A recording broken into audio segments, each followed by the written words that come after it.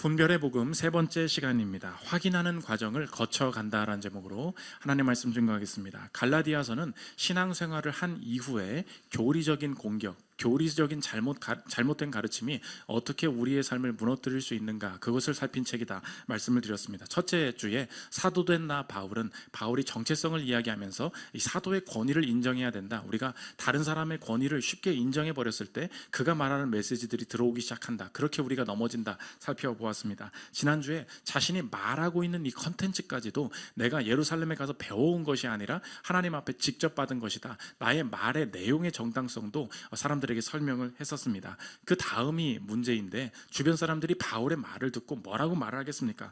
너 그거 하나님 앞에 받았다고 하는데 너만의 독단적인 생각일 수 있는 거 아니야? 당연히 이렇게 물어볼 수 있겠죠. 네가 아무리 계시를 받고 직접 하나님 앞에 쓰임 받는 사람이다, 사도다 이야기를 하는데 우리가 그것을 어떻게 믿니? 내가 그것을 확인받지 않았잖아. 너의 독단 아니냐? 그럴 수 있다는 것입니다. 그때의 바울이 걸어갔던 여정이 오늘 갈라디아서 2장에 쓰여 있습니다. 하나님이 바울이 받은 것이 하나님께서 주신 것이다 라는 것을 공적으로 인정받고 확인받게 하시는 여정을 통과하게 하셨다는 것입니다. 그래서 오늘 본문이 보여주는 주제는 확인과 검증입니다. 저와 여러분의 삶에도 하나님의 인도하심을 받고 미래의 계획을 세우는데 하나님께서 주시는, 기도 중에 주신 생각들이나 방향들이 있지 않습니까? 새로운 의사결정들이 있는데 이거 이런 마음이 들었으니까 내 마음대로 실행하면 되는 것인가? 그렇지 않다는 것입니다. 하나님께서는 하나님이 주신 생각, 하나님이 주신 이 계획들을 실행하게 하실 때 그것을 확인하고 검증하는 과정을 자연스럽게 거쳐가시면서 우리의 삶을 이끌어 가신다는 것입니다. 내가 지금 기도 중에 생각하고 있는 미래의 방향들이 하나님 앞에서 맞는지 확인하고 어떻게 그 검증을 하면서 안전하게 통과할 수 있을지 살피는 시간 갖도록 하겠습니다. 세 가지로 나눠서 살피겠습니다. 첫째로 살필 것은 확인의 과정입니다. 지난주에 바울이 내가 처음부터 예루살렘에 올라가지 않았다, 왜 그랬습니까? 예루살렘의 그 지도자들, 사도들로부터 내가 가르침 받아서 그걸 얘기하고 있는 것이 아니라 하나님 앞에 직접 받은 것이다 라는 것을 말하기 위해서 예루살렘으로 가지 않았다, 그렇게 이야기를 했습니다. 그래서 예루살렘으로 가지 않았던 바울은 자신이 지냈던 곳에서 무명으로 내가 복음대로 삶을 살아내고 내가 만났던 예수님을 증거하면서 내 주변 사람들에게 복음을 전하며 살았던 것 같습니다. 그런데 하나님께서 이 인생, 바울의 인생의 방향을 틀으시고 이 바울의 삶의 스케일을 확장해 나가실 때 하나님이 주도적으로 지금 다른 일을 명하시는데, 이제 내가 예루살렘에 올라가서 내가 지금 전하고 있는 복음이 참된 것인지 맞는지 확인하는 과정을 거치게 하시는데, 너 이제 예루살렘으로 올라가서 유력한 자들, 오늘 말하면 게바와 야고보, 요한, 사도들을 말하는 것입니다. 이 사람들 만나봐라 이야기합니다. 그래서 이 바울이 14년 후에, 지금 본문의 시작이 14년 후에 예루살렘에 다시 올라가게 되는데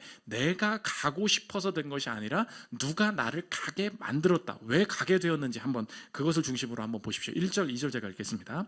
14년 후에 내가 바나바와 함께 디도를 데리고 다시 예루살렘에 올라갔나니, 그 다음 뭐래요?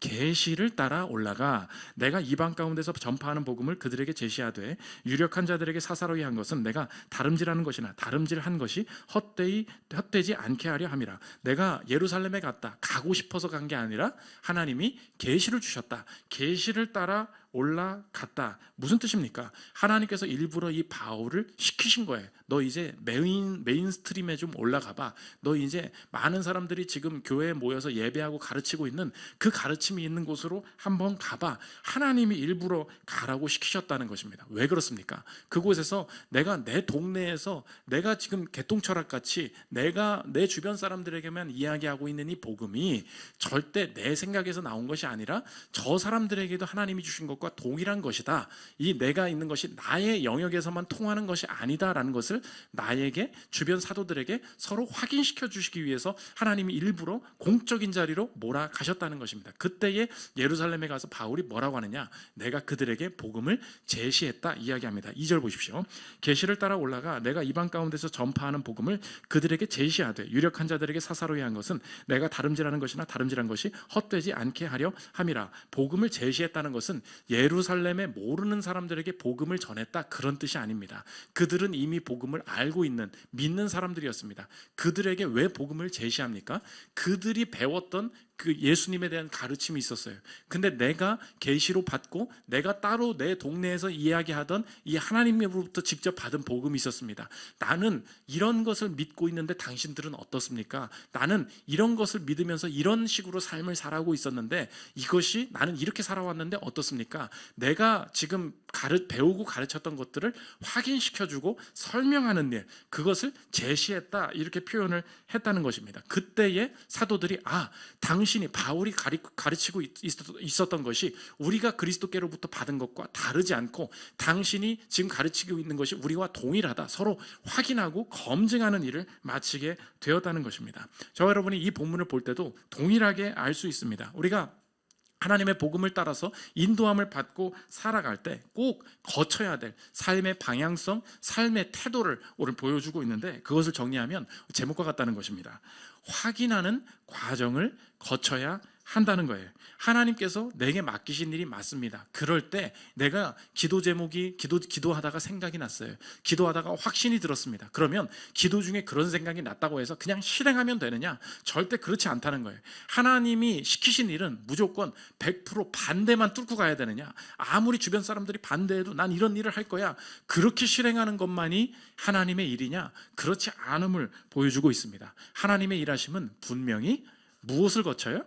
확인하는 과정, 검증하는 과정을 거치면서 자연스럽게 이끌어 가신다는 것입니다. 우리가 하나님을 하늘에 계신 우리 아버지 이렇게 부릅니다. 하늘에 계신 나의 아버지 이렇게 부르지 않습니다. 왜 그렇습니까? 하나님께서 행하시는 그 가르침과 일하심이 동일하기 때문에 내가 행하는 일을 교회 안에서, 믿음의 공동체 안에서 그 일이 적절한지, 그 방향성이 맞는지 확인하고 검증하는 공동체를 주셨다는 거예요. 그때에 하나님 이 길이 맞나요? 기도 중에 묵상 중에 생각해도 하나님께서 이 길이 맞구나 검증할 수 있는 여정들을 통과할 때에만 하나님께서 일하시는 일이 보여질 수 있다는 것입니다.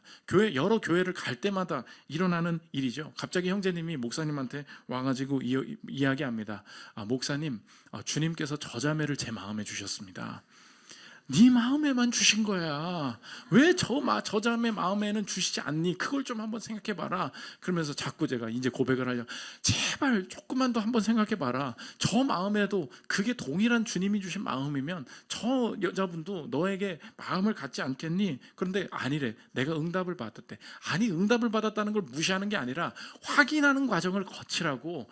사람들이 내가 받은 생각들, 이게 맞다는 그 확신, 그 흥분, 그런 뭔가 될 것 같은 마음만 생기면 우리가 거치지 않고 그냥 무시하고 통과해버리는 것이 무엇입니까? 확인하는 과정, 검증하는 과정, 이건 그냥 인간적인 일이야. 나는 주님께 직접 받은 계시기 때문에 그런 거 다 필요 없어. 이런 식으로 이야기하는 거 독단적인 일이 된다는 것입니다. 다른 교회에서도 매번 있는 일이죠. 한번 어떤 분이 노래를 잘한다고 해가지고 나와서 특송 한번 하실래요? 특송을 시킵니다. 한번 하고 들어갔어요. 근데 이 형제님에 대한 특송을 다시는 시키지 않는 경우가 있습니다. 그러면 그냥 알아들어야 돼요. 당신의 목소리는 한 번 정도 들으면 은혜가 되는 목소리입니다 라고 성도들이 모두 그렇게 생각한다는 것을 그냥 받아들이고 기뻐하면 됩니다. 그런데 그 이후에 찬양팀 안 시켜준다고, 특성 또 안 시켜준다고 삐지고 다른 교회 가는 많은 분들이 많이 있습니다. 왜 그렇죠? 내 인생에 이게 나온 거 확인하고 검증하는 과정이거든요. 다들 확인합니다. 확인할 수 있는 루트들이 다 있어요. 저 여러분, 혹시 이렇게 뾰루퉁해져 계신 분들 한번 생각해 보십시오. 내가 너무 노래를 잘해요. 그런데 1년 동안 교회를 다녔는데 내가 노래를 잘하는 것을 교인들이 모를 확률은 제로입니다.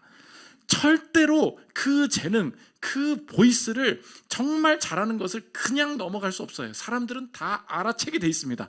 언제나 검증과 확인이 있어요. 그런데 사람들이 나를 알아주지 않는다고, 나는 특송을 하고 싶은데 왜 날 시키지 않고 쟤를 찬양팀에 뽑냐고, 그러면서 다른 교회로 옮겨요. 문제는 뭐냐? 거기서도 안 뽑아준다는 거예요. 그러니까 내가 계속해서 무시하고 있는 것이 무엇입니까? 확인의 과정, 검증의 과정 없이 그냥 나 마음에 들어. 왜 내 마음을 안 알아줘? 내가 얘 좋다는데 여기 다 빠진 게 뭐예요?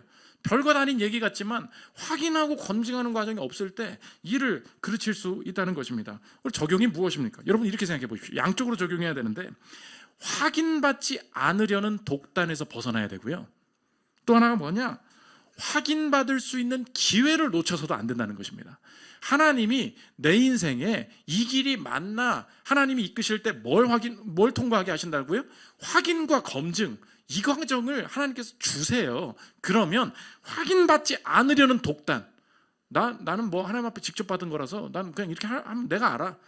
누구한테 말 안 해도 돼. 내가 알아. 이게 독단이에요. 개똥 철학이에요. 여기서 벗어나야 된다는 거예요. 이것이 맞을까? 아내에게 물어보고, 남편에게 물어보고, 팀 모임에서 물어보고, 목사님께 물어보고, 그러면서 계속 확인하는 과정을 거쳐야 돼요. 또 하나 게 뭐냐? 내 인생이 너무 부끄러워요. 하나님이 나를 더 키우시기를 원해. 나를 앞으로 나가기를 원하시는데 내가 너무 부끄러운 거예요. 그럴 때 오디션에 참가해 보십시오. 그냥 내 인생의 평가를 맡겨 보십시오. 확인하는 과정을 거치면서 내가 넓어질 수 있습니다. 우리 교회 찬양팀도 확인하는 과정이 있어요. 무조건 생목으로 카카오톡 보이스 녹음하기로 딱 두 곡을 시켜요. 네가 제일 좋아하는 일반 가요랑 네가 제일 좋아하는 CCM을 절대 반주 넣지 마라. 생목으로 무조건 2개로 넣어서 불러라. 그러면은 저와 이제 찬양팀 리더분이 이거를 그 파일을, 그 기밀 파일을 입수해가지고 들어봅니다. 그러면은 이러면 안 되는 거예요. 고개가 갸우뚱하면 안 돼요. 그냥 오케이, 이 정도면 된다. 그래서 다 세운 거예요. 물론 여러분은 갸우뚱할 수 있겠지만 우리 나름의 기준이 있다고. 그렇게 해서 확인하고 검증해야 돼요. 그거 없이 내가 하고 싶다, 아무나 세웁니까? 그거 아니에요. 내가 마음 주셨다, 그럼 내가 하는 거예요? 그거 절대 아니라는 것입니다. 확인은 하나님의 일하심이다. 그래서 저와 여러분이 하나님 주시는 방향으로 나아가고 있구나, 하나님 주신 방법대로 확인과 검증을 거쳐가고 있구나라는 것을 알 수 있는, 이 검증이 하나님 안에 있는지를 알 수 있는 방법이 있어요. 이 바울이 오늘 검증할 때 뭐라 그러냐? 언제나 하나님께서 통과하게 하시는 이 확인은 언제나 질서와 존중, 질서와 지혜가 있다는 것입니다. 오늘 바울이 예루살렘에 올라갔어요. 형씨들 뭐해? 내가 복음 받은 바울이야. 나 이런 거 배웠어? 이런 거 사역하고 살았어. 니네들은 뭐 했어요?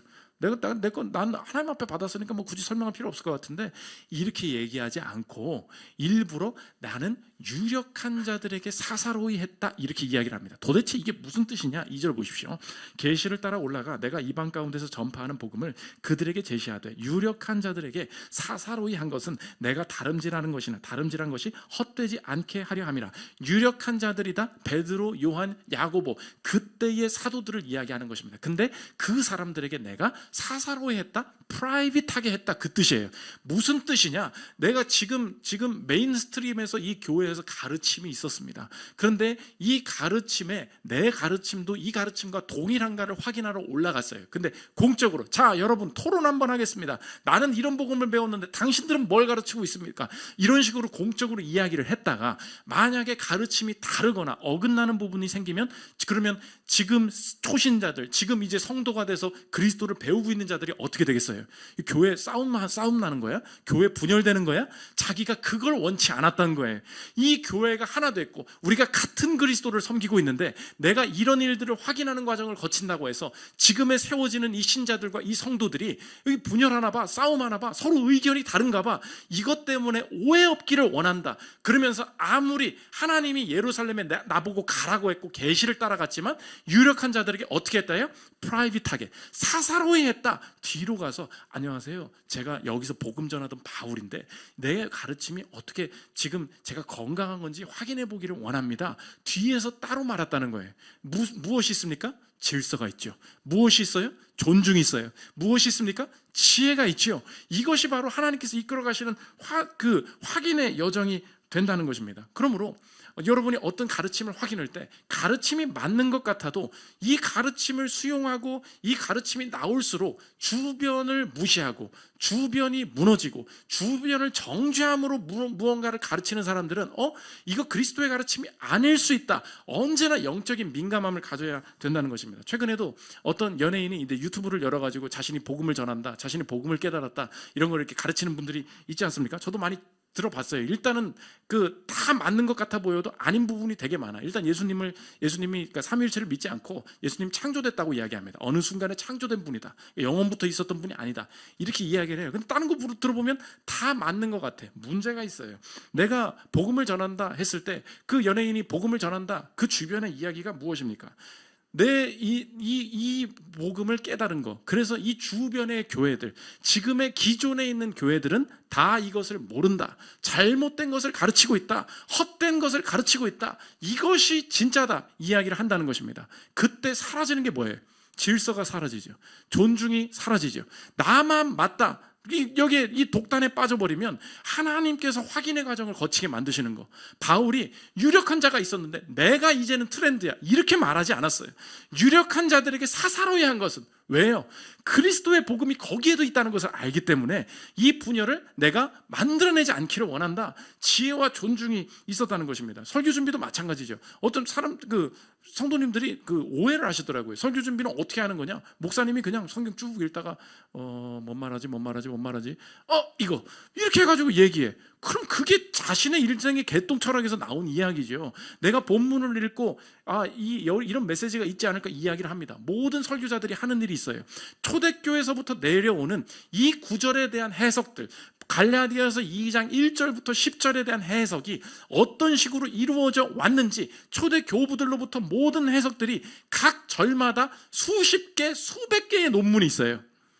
이 한 구절과 한 단어를 놓고 싸우는 엄청난 논의들이 있다고. 그러면 내가 아무리 묵상을 하고 메시지를 맡았어도 이것이 전통적으로 내려오는 건강한 해석과 일치하는 것인가? 뭐예요? 확인하는 거예요. 뭐예요? 검증하는 거예요. 검증하는 과정 속에서 하나님께서 이렇게 이끌어 가시고 적용하는 게 맞구나. 여러분의 인생에 한번 돌아보십시오. 어떤 메시지가 오는데 나만 맞아요. 확인의 과정이 없어요. 그게 어떤 복음을 전하는 사람이 됐든 어떤 내 인생의 결정이 됐든 내 인생의 독선에 빠지는 거, 하나님 앞에 기도하면서 됐으니까 다 된 거다. 내가 응답받은 거니까 이게 맞다. 내가 꿈꿔봤는데 이러더라. 하나님께서 그거 원하시지 않습니다. 언제나 건강한 확인의 과정은 하나님이 이끄시는 여정 중에 하나다. 오늘 성경이 그것을 보여주고 있다는 것입니다.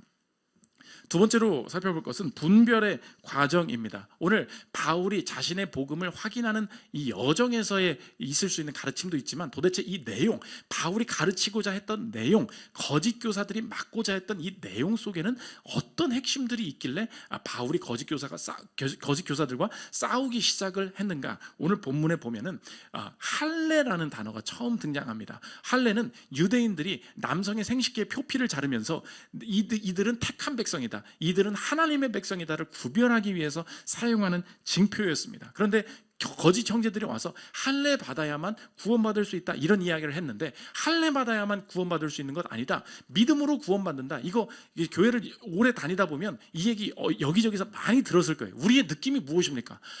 뭐 쓸데없는 거 가지고 이렇게 고민을 해. 우리는 솔직히 그런 얘기가 들어요. 할례가 도대체 우리 인생이랑 오늘 무슨 상관이에요? 아무 상관 없잖아요. 할례를 받아야만 구원. 안 받아 우리 안 받아도 구원 받는다고 그거 다 믿잖아요. 근데 얘네들은 막 치고받고 치열하게 싸우는 거예요. 왜 그런가? 이 할례들을 왜 중요하게 생각했고 이것을 가지고 왜 바울이 싸웠는지를 이해하면 오늘 내 삶도 지금 이거 가지고 고민하고 있구나라는 것을 내 스스로가 알 수 있다는 것입니다. 오늘 본문 복음의 내용을 통해서 두 가지를 깨달을 수 있는데, 내 스스로가 스스로가 공격을 받고 내가 거짓 교사처럼 스스로의 인생을 바라보고 자녀들에게 나도 그렇게 말하고 내 아내와 남편에게 나도 그렇게 말할 수 있다는 거예요. 그게 뭐냐? 오늘 본문이 경고인데 첫 번째가 뭐냐? 상황적인 것을 절대화시킨다는 것입니다. 우리가 이 교리적인 함정에 빠진다는 거예요. 뭐라고요? 상황적인 거예요. 그냥 필요할 뿐이에요. 상황적인 건데 절대화시킨다. 바울이 전도한 디도라는 친구가 있었습니다. 이 디도가 아직 할례 받지 않았어요. 왜? 유대인이 아니라 이방인이니까. 이방인이기 때문에 할례 받지 않아도 구원받을 수 있는 거야 이야기했는데, 거짓 형제들이 나와서 아니야, 할례 받아야만 구원받을 수 있어 이야기를 막 합니다. 3절 보십시오. 그러나 나와 함께 있는 헬라인 디도까지도 억지로 할례를 받게 하지 아니하였으니 이는 가만히 들어온 거짓 형제들 때문이라. 그들이 가만히 들어온 것은 그리스도 예수 안에서 우리가 가진 자유를 엿보고 우리를 종으로 삼고자 함이로되, 그들에게 우리가 한시도 복종하지 아니하였으니 이는 복음의 진리가 항상 너희 가운데 있게 하려 함이라. 뭐 이렇게 할례를 시키려고 해? 상황과 문화와 역사를 이해하면 완전히 동의될 수 있는 부분이에요. 그 당시에 할례는 무엇이었냐? 그냥 유대인들이 택한 백성으로서의 징표였어. 그렇게 하면 느낌이 안 와요. 그 당시에 로마의 지배 속에 유대인들, 하나님을 기다리는 자, 메시아를 기다리는 자를 핍박하기 위한 교묘한 핍박들이 진행되면서 어디까지 갔느냐? 할례 받는 애들은 그냥 다 죽여버려. 할례 받는 자에 대한 어마어마한 핍박이 시작됐다는 것입니다. 그러니까 상황적으로 상황이 너무 열악한 거예요. 아무도 다 하나님을 부인하고 다 이 교회 신상에서 절하고 다 그냥 로마 황제 최고라고 하는 시대가 그냥 돼버린 거예요. 그러니까 자녀도 타락하고 내 남편도 타락하고 모두가 타락하면서 그리스도 오실 메시아가 있다, 하나님을 섬기기를 원한다는 사람들이 교회 다니는 사람들이 얼마 남지 않은 거예요. 그때에 어떤 믿는 사람들을 딱 만났을 때 얼마나 귀하겠습니까? 아니야, 너도 아직까지 하나님을 믿고 있구나, 너도 믿음의 자녀구나 하면서 우리가 가진 믿음이 얼마나 귀한지, 얼마나 타협할 수 없는 것인지를 표현하기 위해서 몰래 뭘 한 거예요? 할례를 한 거예요. 그러니까 우리가 이렇게 물으면 할례는 나쁜 거예요? 그렇게 보면 안 된다는 거예요. 할례는 엄청 귀한 전통이었어요. 그 당시 상황에서는 이 모든 사람들이 다 타협해 버렸기 때문에 나만큼은 하나님을 믿고 믿음을 유지하겠습니다라는 것으로 내 자녀와 내 자신에게 할례를 행했다고. 얼마나 귀한 겁니까? 근데 여기서 무너진다는 거예요. 오늘 뭐라 그랬어요? 상대적인 것을 어떻게 시켜요? 절대화시킨다고. 그러므로 뭐라 그러냐? 할례를 받지 않으면 곧 구원을 받을 수 없는 것이다. 이렇게 가버릴 수 있다는 것입니다. 티모시 조지라는 주석학자가 이렇게 이야기합니다. 들어보십시오. 헬레니즘 로마 시대에 접어들면서 유대인들은 점점 더 적대적인 정치 환경 속에서 자신들의 정체성을 지키기 위해 할례를 더욱 중요한 구별의 표지로 삼게 되었다. 마카비 문헌에 따르면 안티오코스 4세의 공포 통치는 할례를 금지하고 할례를 받은 아기들과 그 아기에게 할례를 시행한 어머니들을 처형하는 정책을 펼쳤다. 이러한 유대인 정체성에 대한 잔혹한 공격에 대한 반발로 할례는 이스라엘 민족의 선택과 순결을 나타내는 더 높은 지위의 표지로 여겨졌다. 따라서 헬레니즘 로마 시대의 할례는 기본적인 유대교 법으로서 유대인과의 친밀한 교제를 위해서는 전제 조건으로 간주되었다. 가장 엄격한 유대인들은 심지어 개종자들조차 이 특별한 백성에 들어오기 위한 통과 의례로 할례를 받아야 한다고 주장했다. 바울이 자신이 여드레 만에 할례를 받고라고 언급하며 자신의 회심 이전의 자랑거리를 열거할 때 그는 할례라는 이 고대 의식이 유대인들에게 얼마나 강력한 감정적, 이념적 힘을 지니고 있었는지를 증언한 셈이다. 유대인들한테 갈 때 바울이 자기를 소개합니다. 저도 할례 받았습니다. 이렇게 딱 얘기하면 유대인들이 갑자기 인정. 그냥 그거 하나만으로 그냥 인정해버리는 거예요. 왜요?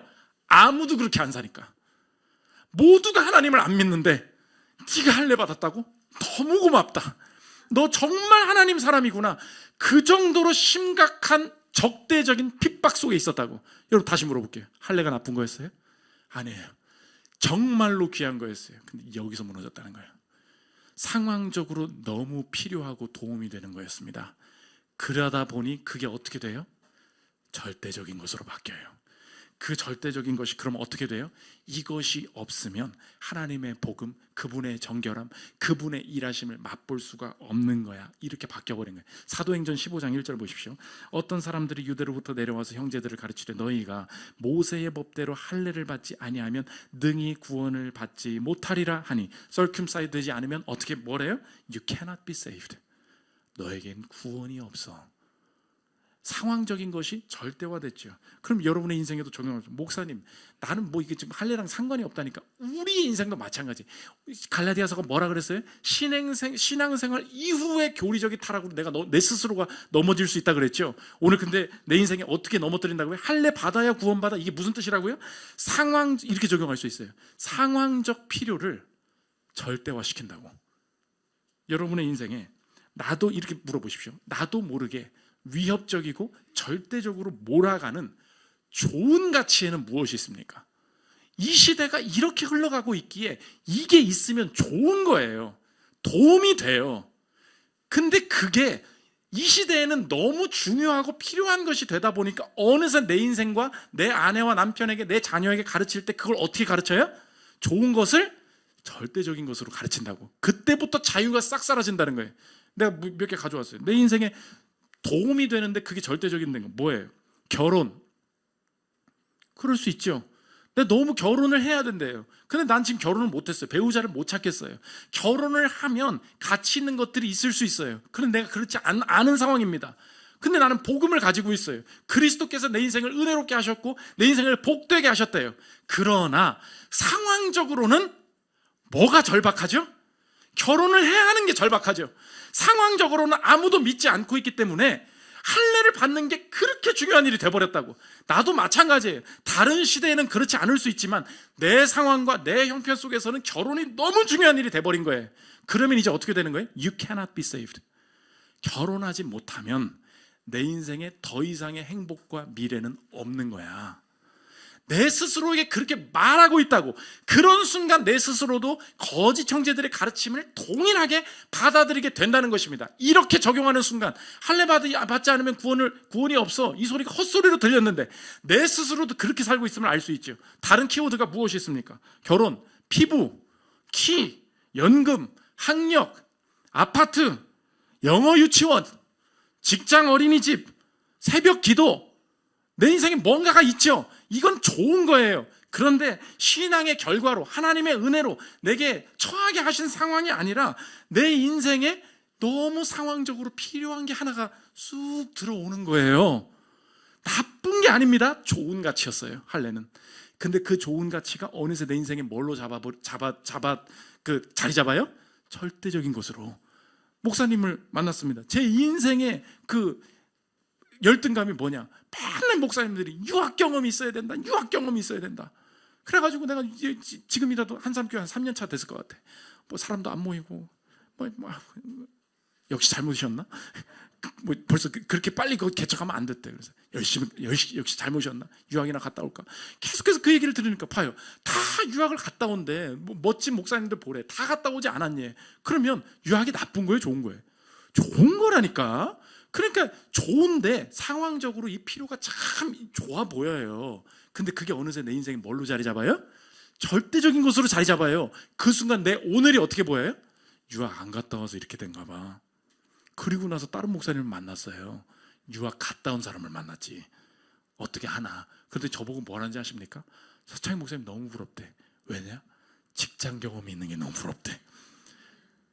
그때 너무 속으로 웃었어요. 저 사람은 나는 지금 유학을 안 갔다 온 것 같아서 이것 때문에 내 인생이 망할 것처럼 You cannot save them 이야기를 하는데, 저 사람은 유학을 갔다 와서 좋겠다라고 말했는데 내가 가지고 있는 게 뭐였어요? 난 직장 경험이 있잖아. 저 사람 날 보고 뭘 얘기해요? 직장 경험이 없어서 자기는 안 된다고 생각을 하는 거야.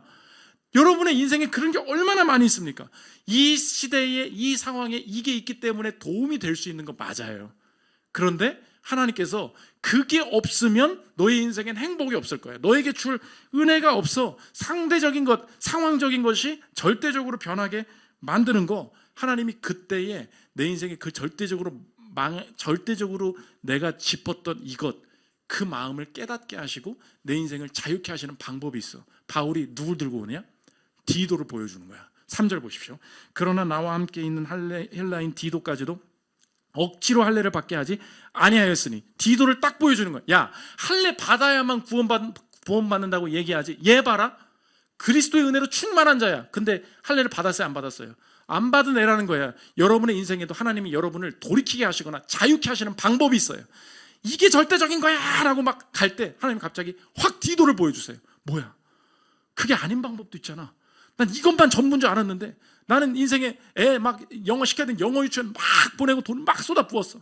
이제 됐다. 근데 국내파 꼬꼬대 그냥 우리 컨츄리 애가 영어를 더 잘해. 그때 내가 보게 하신 디도예요. 할례를 안 받은 애인데 내가 보는 할례는 뭔데요? 난 영어 유치원이거든. 나는 학력 무조건 스카이 가야 돼. 아주 그냥. 그래가지고 애가 S를 갔단 말이에요. 근데 애가 막 빌빌대고 막 방황하고 뭘 할지는 몰라. 근데 얘가 또 다른 S, 서울사이버대학에 뭐 이런 거, 관계자분들 무시하는 게 아닙니다. 그럴 수 있잖아. 아무튼 그것도 별거 안 갔다 오는데 돈 훨씬 잘 벌고 애가 너무 잘 살고 선교 다니면서 믿음이 너무 좋아. 그때 하나님이 보여주시는 게 뭐예요? 나 디도를 보라는 거예요. 내 인생의 스스로가 할례 받아야만 구원을 받을 수 있다. 뭐라고요? 상황적인 필요를 절대화시킨 부분을 딱 보게 하세요. 너 이거 절대적으로 삼고 있구나. 아니야, 내가 자유 줄게. 그게 없어도 너의 인생에 허락한 방식대로 내가 너에게 은혜를 베풀 수 있고, 내가 너에게 준 그 상황, 그 여건, 그 모습이 네가 행복을 누릴 수 있는 가장 위대한 길이야. 그걸 받아들이게 하실 수 있는, 회복시키시는 그 자유가 어디서 오냐? 할례 받는다고 구원받는 상황적인 것을 절대화시키지 않는 거, 거기서 인생을 알게 된다는 거예요. 그러면 할례 받은 사람들 어쩌라는 거예요? 야, 학력 필요 없어. 야, 외모 필요 없어. 그런 건 다 필요 없는 거야. 이렇게 살라는 게 아니에요. 바울이 다르게 대하는 부분이 있었어요. 디도는 할례 받지 말라 그랬어. 근데 또 다른 사람 있죠. 또 똑같은 D로 시작한 사람. 디모데죠. 디모데는 어떻게 했어요? 너는 할례 받는 게 좋겠다.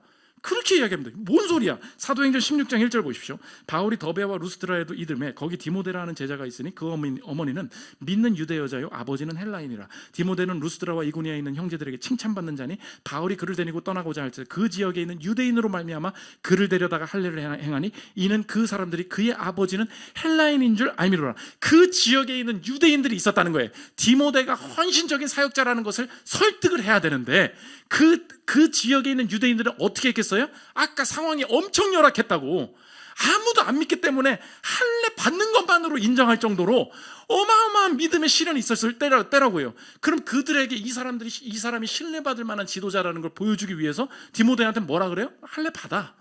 그렇게 한 거예요. 그러면 이 할례를 받았어요. 그때 도움이 되기 때문에 한 거지, 할례를 받은 사람들은 다시 복구 수술을 해야 되냐? 그게 아니라는 거예요. 그래서 바울이 뭐라 그러냐? 각 사람에게 나눠주신 그대로 지내라. 고린도전서 7장 17절 보십시오. 오직 주께서 각 사람에게 나눠주신 대로 하나님이 각 사람을 부르신 그대로 행하라. 내가 모든 교회에서 이와 같이 명하노라. 할례자로서 부르심을 받은 자가 있느냐? 무할례자가 되지 말며. 무할례자로 부르심을 받은 자가 있느냐? 할례를 받지 말라. 할례 받는 것도 아무것도 아니요 할례 받지 아니하는 것도 아무것도 아니로되 오직 하나님의 계명을 지킬 따름이니라. 각 사람은 부르심을 받은 그 부르심 그대로 지내라. 네가 좋은 대학에 들어갔냐? 그거 한번 사용해 봐라. 그 대학에 못 들어갔냐? 그렇다고 해서 막히지 않으니 걱정 말아라. 그 뜻이에요. 결혼하고 가정을 꾸렸냐? 그 안에서 은혜를 찾아봐라. 아직 배우자를 찾지 못하고 싱글로 살고 있냐? 그렇게 지내도 하나님의 은혜가 막히지 않으니 걱정하지 말라는 거예요. 믿으십니까? 오늘 내 인생의 키워드를 하나 봐요. 네가 지금 아파트를 가지 못했니? 아파트를 샀니? 거기서 잘 살아봐라. 아파트를 아직 가지 못했니? 걱정하지 말아라. 하나님께서 그 여정 가운데 내게 주실 은혜를 놓지 않고 자유케 하실 거다. 믿으십니까? 이 자유를 막는 게 뭐라고요? 거짓 교사들이라고. 할례 받아야 구원받아. 지금 시대가 얼마나 악한데. 여러분, 이 말에 속지 마십시오. 하나님께서 여러분의 인생에 자유를 주셨습니다. 오늘 내게 주신 이 상황이 내게 주신 최고의 복이 될 줄 믿습니다. 다른 사람 따라하지 않아도 된다는 거예요. 두 번째, 그게 회복될 때 바뀌는 게 있어요. 모양이 다른 사람들을 정죄하지 않게 된다는 것입니다. 바울이 이방인의 사도로 올라갔어요. 내가 계시받았어. 니네들이 뭘 알아? 라고 올라갔어 봐요. 그때 하나님께서 주신 자유가 없는 사람들의 특징이 있어요. 나와 모양이 다른 사람들을 만날 때 비교, 정죄, 비판 자동으로 나오게 돼 있어요. 한번 생각해 보십시오. 베드로와 야고보를 만났습니다. 할례자들의 사도로 부름을 받았대요. 저 같으면 그랬을 것 같아요. 열방의 복음을 전해야지. 여기서 고여서 뭐 하고 있는 거예요? 내 세미나 좀 들어보라고. 이제 이방으로 트렌드가 바뀌었어. 요즘 이제 AI 시대야. 여기 이제 옆으로 밖으로 나가야 돼. 뭐 그런 것도 몰라요? 이방 선교도 몰라요? 이렇게 얘기했겠죠. 그런데 오늘 바울이 그리스도의 내 모습 그대로 주님께서 사용하실 것을 믿다 보니까 그 자유 속에서 할례 받지 않아도 구원이 있을 수 있다는 걸 알다 보니까 나와 다른 모습, 나는 이방인의 사도로 베드로는 할례자의 사도로 쓰임 받는다고 했을 때 베드로한테 가서 하는 게 뭐냐? 친교의 악수를 나누었다. 멋진 이야기입니다. 7절 보십시오. 도리어 그들은 내가 무할례자에게 복음 전함을 맡은 것이 베드로가 할례자에게 맡은 것 같은 것을 보았고 베드로에게 역사하사 그를 할례자의 사도로 삼으시니까 또한 내게 역사하사 나를 이방인의 사도로 삼으셨느니라. 또 기둥같이 여기는 야고보와 게바와 요한도 내게 주신 은혜를 알므로 나와 바나바에게 친교의 악수를 하였으니 우리는 이방인에게로 그들은 할례자에게로 가게 하려 함이라. 적용이 무엇입니까? 상대의 다른 모습을 인정하는 자유와 여유가 생겨나고 있는지 점검해 보십시오. 여러분의 인생에 아직도 그리스도께서 절대적으로 나를 사랑하시고 오늘이 내 인생의 가장 최고의 은혜로 내 인생을 이끌고 계시다는 것을 모를 때, 내 스스로도 나도 모르게 할례가 절대적인 것이 된 것을 알 수 있는 표징이 여기서 나옵니다. 내가 핵심적으로 결여한 부분을 가지고 있는 어떤 사람을 만났을 때의 내 모습을 보면 돼요. 중고등학생 만나잖아요. 처음에는 그렇게 잘 놀던 애가 공부 잘하는 애가 돼버린 순간 걔랑 얘기하지 않습니다. 내 성적이 오르지 않아요. 근데 쟤는 좋은 대학에 갈 것 같아요. 그때부터 이 친구는 정주해야 돼. 쟤 뭐야? 교회도 안 나오고 공부만 한대. 이제 정주하기 시작하는 거예요. 교회 안 나오는 거는 잘못된 게 맞죠. 근데 그걸 꼭 말하고 넘어가야 돼요. 너는 교회 안 나오고 성적이 오르기 때문에 너는 무조건 망해야 된다는 거예요. 여러분, 되게 맞는 말 같지만 거기서 이제 자유가 없어지는 것입니다. 엄마들, 아빠들도 마찬가지예요. 쟤는 기도 안 시키니까, 쟤는 신앙생활, 저 엄마들이 성경 공부 제대로 안 하니까 저 자녀들은 무조건 오토바이 한번 타야 돼. 주여 방황을 허락하여 주옵소서. 고난 좀 받게 하여 주옵소서. 정신 좀 차리게 하여 주옵소서. 나와 다른 모습에 있어서 여유가 없어요. 왜? 사실은 내가 가지고 있는 할례가 절대적이 된 거예요. 내 자녀가 공부가 잘해야 돼. 제일 잘해야 되는데, 내가 제일 잘 돼야 되는데, 결혼식 합니다. 나보다 젊은 애들이 결혼을 빡빡빡빡 해요. 그렇게 친해주고 상담해주고 나를 잘해주고 먹을 거 먹이고 내가 잘해주겠다는 그 사람, 언니 저 결혼하게 됐어요. 차단, 오지 마. 내 인생에 왜 이렇게 웃습니까, 여러분? 우리 인생의 마음에 그게 다 있다는 거예요. 여러분의 인생에 친교의 악수가 있습니까? 내 인생이 어른이 됐는데도 불구하고 나는 연금도 없고 쌓아놓은 돈도 없고 저렇게 사업이 잘 나간다는데 저렇게 노후에도 잘 된다는데 내 인생은 아무것도 가진 게 없어요. 그때 팀 모임에 제일 싫은 게 뭐예요? 거들먹거리는 걸로 보여요. 그냥 저 권사님 거들먹거리는 것 같아. 그냥 기분 나빠. 그냥 한번 그냥 긁어야 돼요. 그냥 망해버렸으면 좋겠어. 그게 우리 죄인된 마음이라고. 왜요? 사실 내 안에 뭐가 있는 거예요? 할례가 절대적인 걸 돼버린 거예요. 그게 없으면 내가 망하는 거. 나도 그걸 믿고 있어요. 그러니 내 인생이 자유하지 못한다. 오늘 여러분의 인생에 자유가 있는지 돌아보십시오. 우리 교회 오시는 분들 특징이 있어요. 너무 우리 교회 자체를 좋아해 주는 거예요. 참 맨날 이런 것도 없어서 죄송합니다. 옛날에 처음엔 그랬어요. 근데 이제 나도 즐거워졌어. 이렇게 그냥 이 여정 자체를 즐거워해 주시는 거예요. 이 여정 자체를 좋아해 주시는 거예요. 그때 서로 친교의 악수예요. 다른 교회가 어떻고 뭐가 어떻고 아니야. 오늘 여기서 주실 은혜가 최고인 줄 믿습니다. 그걸 믿고 갈 때 내 인생이 즐거워할 수 있다는 것입니다. 마지막 세 번째, 자유의 과정입니다. 내가 어떤 상황에서든 그러므로 독단적으로 주님 앞에 뭐 받았다고 이렇게 살지 않고 여유 있게 확인하는 과정을 거치면서도 내 인생에 이 땅에 아무리 좋은 가치들이 그 시대에 중요하다고 말하는 학력이나 입시나 온갖 돈이나 뭐 부동산이나 주식이나 뭔가 것들이 막 다가와도 그것을 그냥 터부시하지 않으면서도 이것들이 절대화시키지 않는 내 인생의 균형이 어디로부터 오느냐? 절대적인 것은 그리스도 한 분뿐이시다. 여기서부터 온다는 것입니다. 내 인생이 아무리 아둥바둥 살아도 절대적으로 죄인이다. 로마서 3장 23절 보십시오. 모든 사람이 죄를 범하였으며 하나님의 영광에 이르지 못하더니 그리스도 예수 안에 있는 속량으로 말미암아 하나님의 은혜로 값없이 의롭다 하심을 얻은 자 되었느니라. 이 의롭다 하심을 얻는 방식이 무엇이냐? 할례와 무할례는 관계가 없다. 로마서 3장 28절을 읽고 마치겠습니다. 들어보십시오. 그러므로 사람이 의롭다 하심을 얻는 것은 율법의 행위에 있지 않고 믿음으로 되는 줄 우리가 인정하노라. 하나님은 다만 유대인의 하나님이시냐 또한 이방인의 하나님은 아니시냐. 진실로 이방인의 하나님도 되시느니라. 할례자도 믿음으로 말미암아 또한 무할례자도 믿음으로 말미암아 의롭다 하실 하나님은 한 분이시니라. 오늘 할례자와 무할례자의 여러분의 그 가진 그것을 넣어보십시오. 다만 유대인의 하나님이시냐 이방인의 하나님은 아니시냐. 야, 학력 좋은 자들만의 하나님이시냐 학력 나쁜 사람들만의 하나님은 아니시냐. 두 모두의 하나님이시라는 거예요. 야, 돈 많은 자의 하나님이시냐 가난한 자의 하나님은 아니시냐. 아니라는 거예요. 그 모두의 하나님이시라는 거예요. 우리의 인생의 확신이 무엇입니까? 그러므로 주님 이제 알겠습니다. 내 인생이 살 수 있는 것은 절대적으로 나의 저주를 모두 품고 십자가에 죽으신 그리스도께서 절대적으로 나에게 복을 주시겠다는 근거뿐임을 믿습니다. 그러므로 오늘 내게 주신 상황이 주변의 형편이 어떠하든지에 관계없이 내게 복된 최고의 상황임을 믿겠습니다. 그때에 그 절대적인 믿음으로 의롭다 하심을 얻는다는 것이 나중에 천국 갈 때 너 예수 믿어? 오케이, 그럼 천국 입장, 여기서 마지막에만 적용되는 것이 아니라 오늘 적용되는 말이었군요. 오늘 갈라디아서 2장이 완전 내 인생과 관련 없는 이야기인 줄 알았는데 할례라는 이야기가 얼마나 내 인생에 오늘 내가 결정짓고 있는 이야기였는지, 내 인생의 세상의 좋은 가치들이 점점 절대화되어서 이거 없으면 안 되는 거야, 너 이 대학 못 들어가면 끝이야, 남편 잘 들어, 아내 잘 들어, 이렇게 안 되면 우리 가정은 망하는 거라고, 모든 것을 절대화시켜서 자유를 모두 잃어버리는 모든 내 인생의 신앙의 타락 직전에 주님이 내 인생 구원하려고 주신 메시지군요.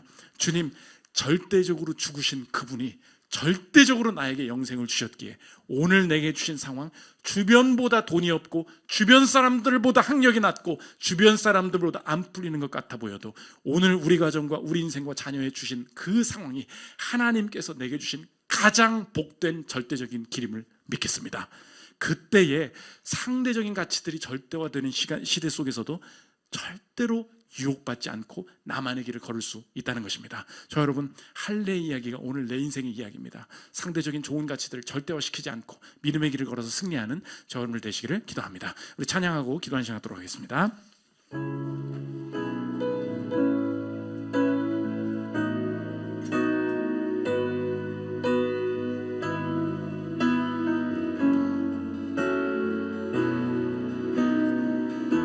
주의 자녀로 산다는 것은 1절, 주의 자녀로 산다는 것은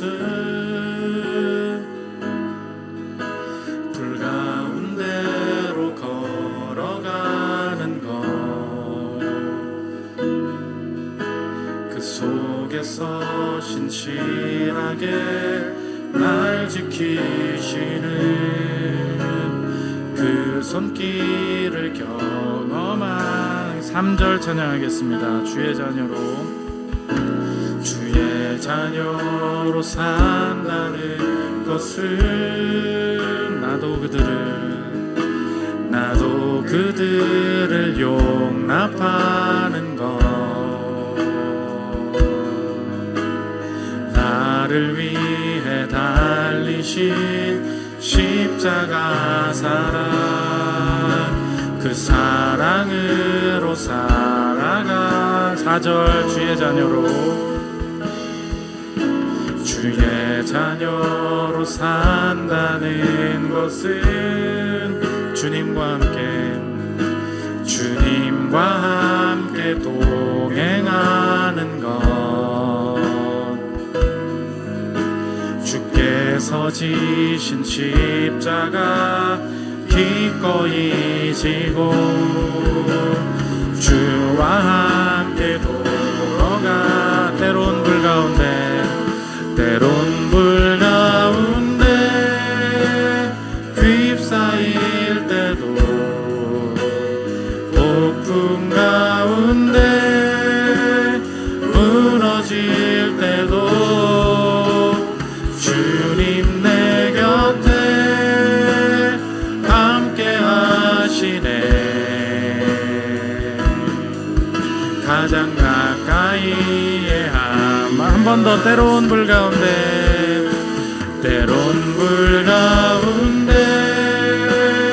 휩싸일 때도, 폭풍 가운데 무너질 때도 주님 내 곁에 함께 하시네. 가장 가까이에 함께 하시네. 우리 주간 공동체 기도 읽고 기도하는 시간 갖도록 하겠습니다. 주보 4면에 그리고 PPT에 나와 있습니다. 설교 요약입니다. 한 주간의 기도 제목으로 삼았으면 좋겠습니다. 함께 읽겠습니다. 시작. 확인을 거치지 않는 독선적인 삶의 모습을 벗어나게 하소서. 내가 가는 길이 맞는지 확인할 수 있는 과정을 허락하여 주소서. 골방의 개똥 철학을 벗어나게 하시고 하나님이 맞다고 확인시켜 주신 길을 힘있게 걸어가게 하소서. 상황적인 것을 절대화시키지 않게 하소서. 할례가 너무 중요한 시대이더라도 할례는 나를 구원할 수 없음을 알게 하소서. 절대적으로 몰아가려는 좋은 가치들을 경계하게 하시고 나만의 방식으로 복음을 경험하게 하소서. 다른 모양을 인정하고 격려하는 자유를 주소서. 믿는 것은 같아도 모양은 다를 수 있음을 인정하고 비교와 질투, 정죄에서 벗어나게 하소서. 절대적으로 죽어야 할 곳에서 절대적으로 영생 주신 예수님을 따라 내게 주신 삶이 절대적으로 복된 삶임을 확신하게 하소서. 기도 제목 놓고 기도하는 시간 갖도록 하겠습니다. 기도하겠습니다. 하나님 아버지, 우리의 인생의 모든 독단적인 여정들을 벗어날 수 있도록 하나님께서 인도하여 주시고, 하나님 주신 길이 맞다면 확인하는 여정들을 잘 거쳐가기를 원합니다. 골방의 모든 나만의 생각에서 벗어날 수 있도록 하나님 아버지 인도하여 주시옵고, 확인받을 수 있는 기회를 놓치지 않게 하여 주시고, 확인받지 않으려는 독단도 벗어나는 겸손함을 허락하여 주시어서 확인받으며 하나님 더 견고하게 정진할 수 있도록 하나님 도와주시옵소서. 상황적으로 필요한 가치들을, 좋은 가치들이 이 세상에 참 많이 있습니다. 나도 모르게 하나님 우리 가족에게, 우리 가족, 하나님 우리 자녀들에게 하나님 상황적인 필요들을 절대화시키면서 그것이 없으면 마치 구원이 없는 것처럼 이야기하고 있는 것은 아닌지 하나님 돌아보기를 원합니다. 우리 인생에 자유가 있습니다. 주님이 할례자에게도 무할례자에게도 그들에게 맞는 은혜를 허락해 주실 줄 믿습니다. 하나님 아버지, 우리 인생에 하나님 이 땅의 좋은 가치들이 절대화되지 않는 자유를 허락하여 주시어서 항시 복음에서 벗어나지 않도록 주님 도와주시옵소서. 다른 모습을 인정하고 격려할 수 있는 자유를 허락하여 주시어서 절대적으로 내게 주신 삶이 복된 삶임을 알고 하나님 아버지 비교에 빠지지 않고 정죄에 빠지지 않으며 친교의 악수를 나누며 나의 길을 걸어가게 하여 주옵소서. 때론 불 가운데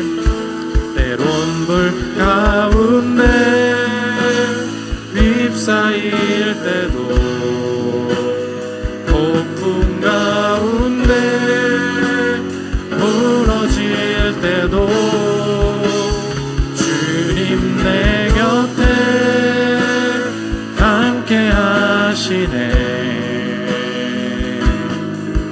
가장 가까이에 함께 하시네. 제가 기도하겠습니다. 하나님, 세상의 좋은 가치들이 그 상황에 따라서 절대적으로 우리에게 공격하는 시대입니다.